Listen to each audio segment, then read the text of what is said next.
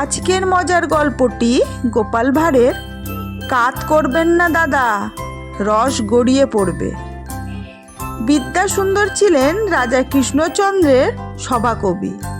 বিদ্যাসুন্দর রচিত কাব্যগ্রন্থগুলি আদিরসে টইটুম্বুর।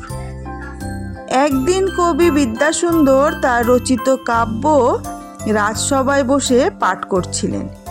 কিছুক্ষণ কাব্য কাহিনী শোনার পর গোপাল চিৎকার করে উঠে কবি বিদ্যাসুন্দরকে বলল, দাদা, ওভাবে পড়লে যে আপনার কাব্য রসহীন হয়ে পড়বে। বিদ্যাসুন্দর ভাবলেন, বোধ হয় তার পঠনভঙ্গিতে কিছু ত্রুটি ঘটছে। তিনি কাব্যগ্রন্থটি কাত করে পড়ছিলেন। গোপালের কথা শুনে গ্রন্থখানি আর একটু কাত করে ভাবাবেগে পড়তে লাগলেন। গোপাল চেঁচিয়ে বলল, কাত করবেন না দাদা, রস গড়িয়ে পড়বে।